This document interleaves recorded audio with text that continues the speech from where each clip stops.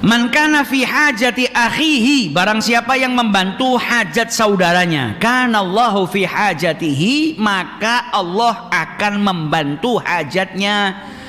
Nabi Muhammad dalam hadisnya ini menjelaskan kepada kita, man sa'a fi qada'i hajati akhihil muslim, siapa yang berjalan untuk membantu hajat saudara muslimnya, a'anahu Allah Ta'ala wa sahhala alaihi qada'a hajatihi, maka dia akan dibantu oleh Allah dan dipermudah oleh Allah Subhanahu wa taala untuk mendapatkan hajatnya.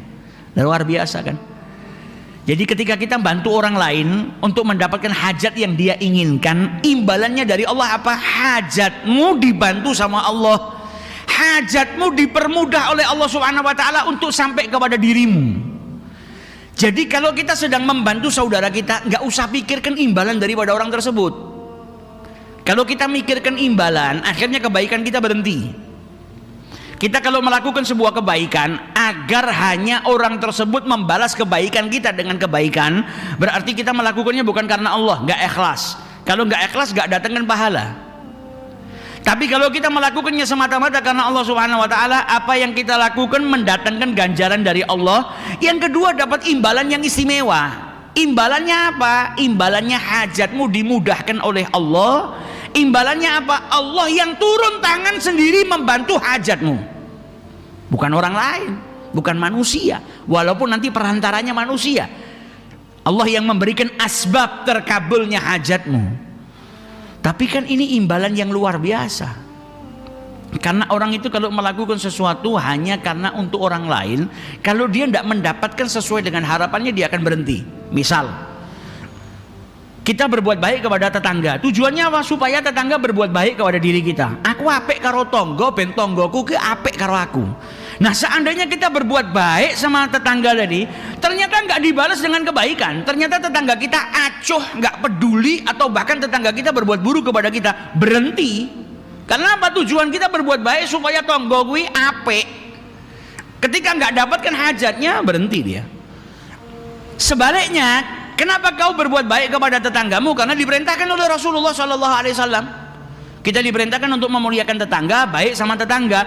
Mau dibalas dengan kebaikan ya monggo, ndak dibalas ya monggo. Yang penting aku ngamal no perintah Kanjeng Nabi. Dan saya yakin kalau saya ngamalkan perintahnya Nabi Muhammad, imbalannya lebih besar daripada balasan baik tetangga tadi, lebih daripada itu.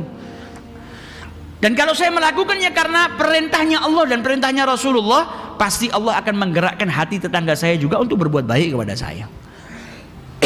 Gak usah diniatin, sudah pasti dikasih sama Allah Subhanahu wa taala. Gak usah diinginkan orang berbuat baik, itu Allah akan memberikan kemudahan bagi setiap urusannya.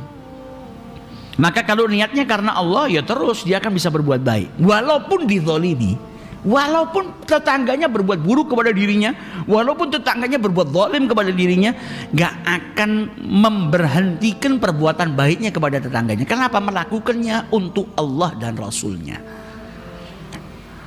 Nah, ini kalau kita membantu saudara kita, imbalannya dari Allah apa? Hajat kita dibantu sama Allah, dipermudah sama Allah Subhanahu wa taala.